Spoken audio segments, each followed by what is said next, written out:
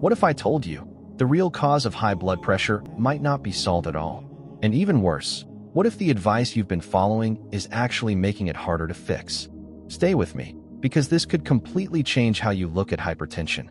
Right now, over 120 million Americans are dealing with high blood pressure. That's nearly half the adult population.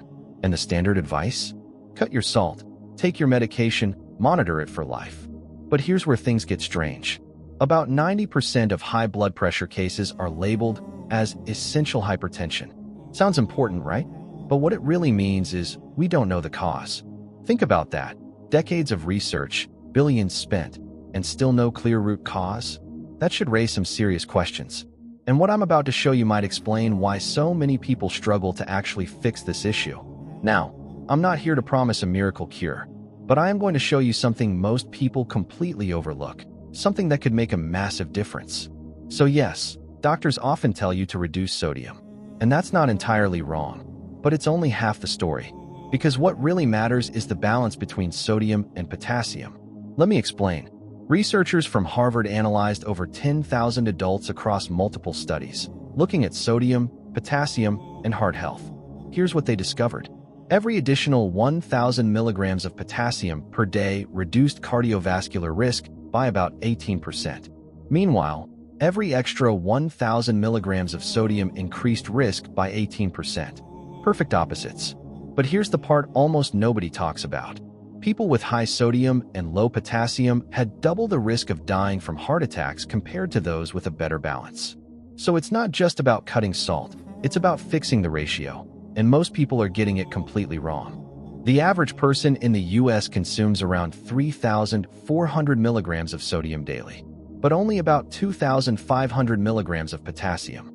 And the recommended potassium intake?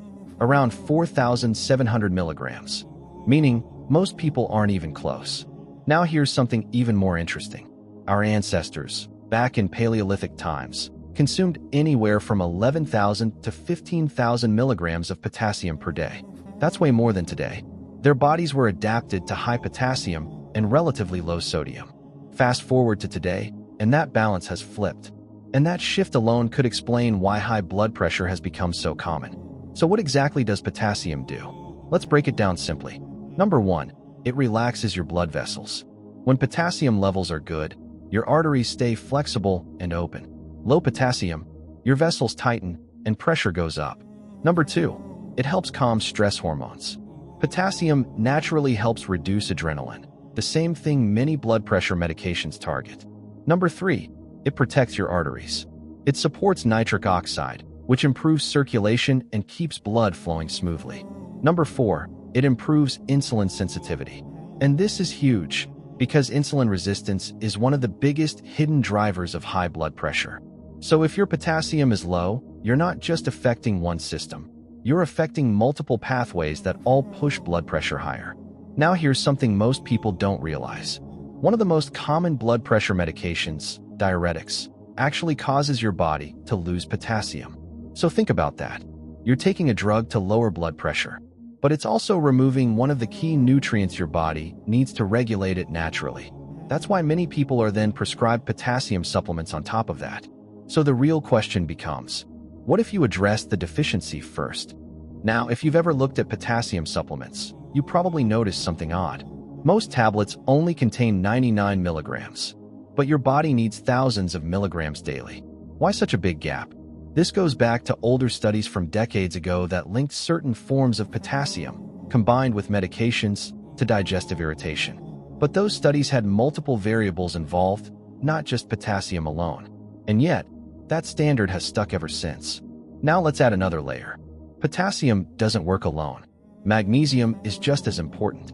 Magnesium supports energy production, helps regulate blood vessels, and works alongside potassium to keep your system balanced. So if you're low in both, which many people are, it's even harder for your body to maintain healthy blood pressure.